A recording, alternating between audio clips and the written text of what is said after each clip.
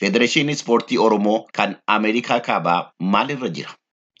Osfanaan yaa qophii xumurree amma eegalumaaf deemna. Hurajaatti eegala July 16 which is torbaan dhufa jechuudha.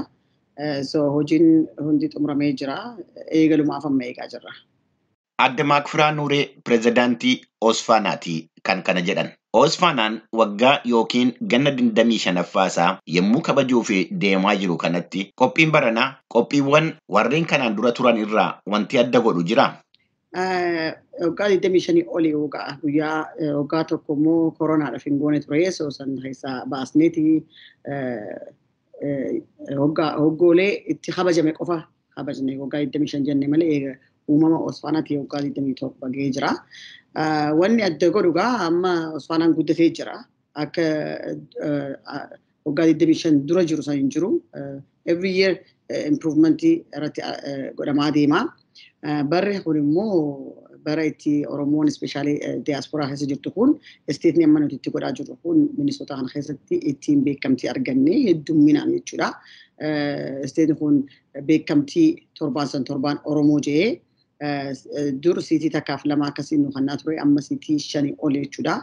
Minneapolis fi St. Paul dabalatee ittiin torbaan Oromoo jedhanii nu murteessanii heeran jechuudha. Akka Adde Maakfiraan jedhanitti waldorgommii baranaa irratti gareewwan 27 itti hirmaatu. Kutaalee adda addaa biyya United States fi kutaalee biyya Kanaadaa 2 keessa.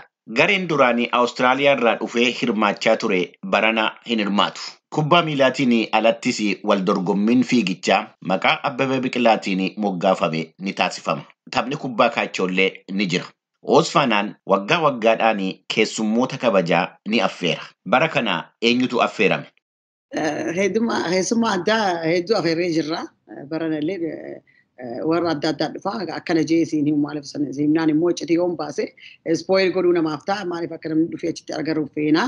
Tole kabajjii waggaa 25ffaa kana wanneen adda godhan keessaa maaltu jirame? Wanni suni isteeta Minnesota malee akkuma jeetti Minnesota keessatti City of Minneapolis jechuudha. Torbaan san waggaa 25ffaa ol kana kabajuuf alaabaa Oromoodha. Torbaan san guutuu Bridge 35W Bridge hajaamuu jira. Highway guddaa Minneapolis qaxxaamuree deemu. Sanii fi Larry Bridge ammas Bridge lammadaa jira. Sunillee highway guddaadha. San lamaan gubbaratti torbaan san halkan alaabaan Oromoo akka iftu hayyaman uffatanii jiranii sun waan haarawaa tokko hedduutti irraa illee gammannee jira jechuudha. Dhumarrattis Osfaanaan qophicha ilaalchisuudhaan hawaasa Oromootii fi karaa pirezidaantii isaatiin ergaa maalii dabarfachuuf barbaada? Maaliif waan fi akkasii jabeessinee gaafa deemnu ilmaan keenya fillee keenya deemu ilmaan keenya illee san fuudhaniit immoo ilmaan isaaniitii dabarsaa deemanii so haala saniin hariiroon ummata Oromoo ala kana jiru illee ni jabaata. Ammas akka eenyummaa biyya tana keessa nyaadhamee liqimsamee hin banne godha. If barataa deeman wal barsiisaa deeman kanaaf akka ilmaa oduu danda'ame heera nama gaafachiisu achirraa hafuun nama Oromoo taatee Osfaan irraa hafuun heera oduu nama gaafachiisan jaaladha. Kanaaf hangas takkanatti jechuudha Osfaanaanii akka nama Oromoo hundaaf illee akkas ta'uun hawwii qaba. Dhaamsa kiyya sanumaa naman dhaga'illee yoo jiraatu wal dhageessisa waan keenyaa jabeeffannu biyya tana keessatti akka ifi wallaallee ilmaan keenya illee eenyummaa isaanii haa baratan ilmaan isaaniillee haa barsiisan mana 2-3 gaafa gaddeeman yoo kanan qabaanne baduu jira biyya tana keessatti afaan fi wallaaluu if wallaaluu dhufa sun immoo akka hin taane instituushinii kun faawundeeshina bareedaa lafa nuu kaa'ee san immoo nuti jabeeffannee irratti jabaannuun jira. Hordoftoota keenya qophii ispoortii keenya har'aa kanumaan goolabna. Adde Maakfiraa Nuuree ni galateeffanna. Torban qophii biraatiin walitti deebina. Hin dagatinaa bakka jirtanitti sosocho'aa. Ispoortiin fayyaadha. Fayyaan immoo waa mara. Bakka jirtanitti fayyaa ta'aa.